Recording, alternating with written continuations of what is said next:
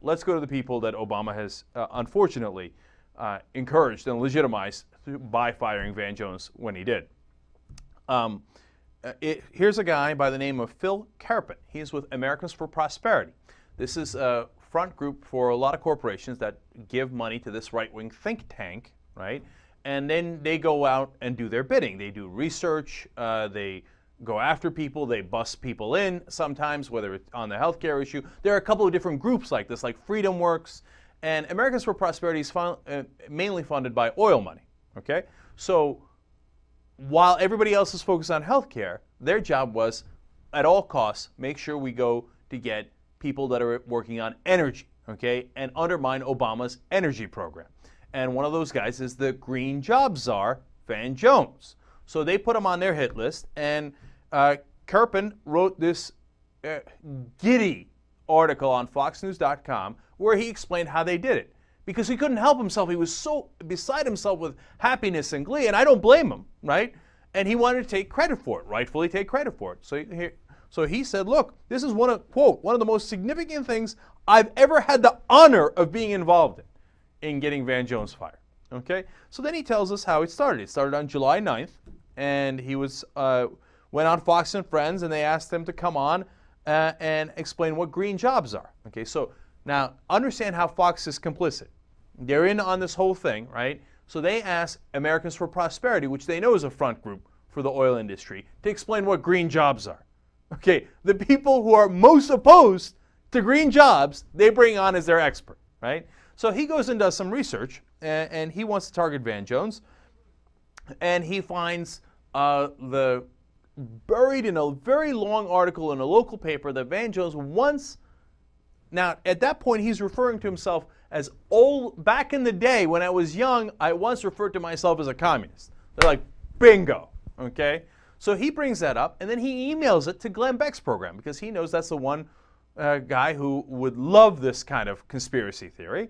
So he emails it to him, and Glenn Beck says, fantastic, I'm going to work with you from now on.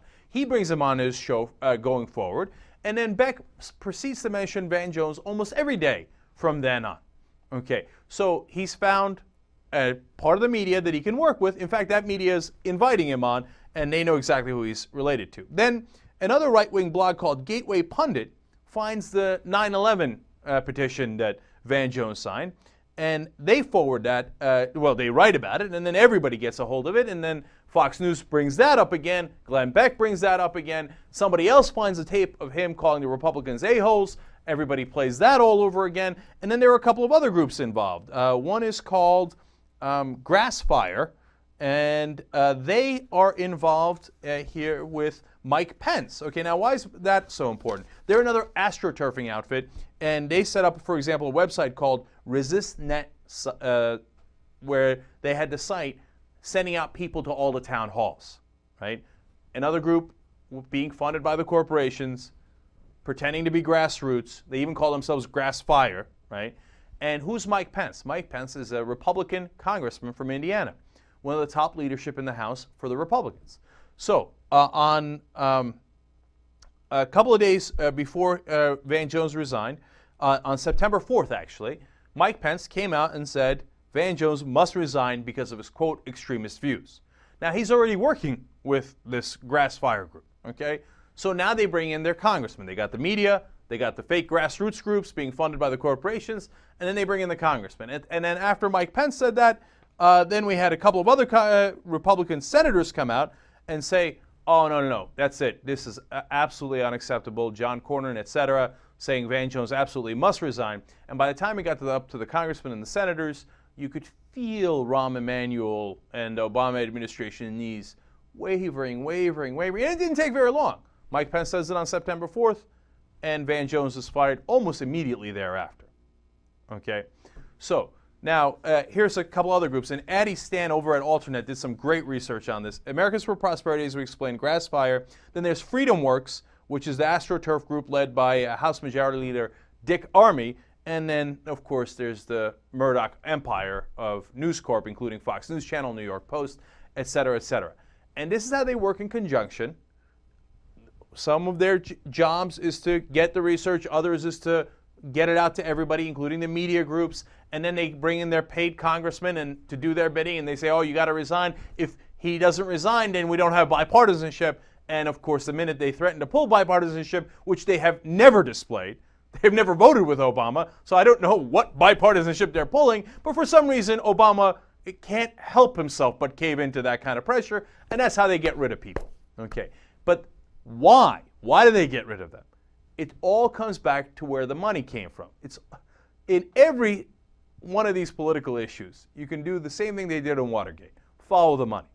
And the money's coming from corporate America, because under no circumstances do they want green jobs, climate change legislation, cap and trade. In fact, let's go back to Phil Kerpen here and see how he finishes up his article on FoxNews.com. He says, now that Jones has resigned, we need to follow through with two critical policy victories.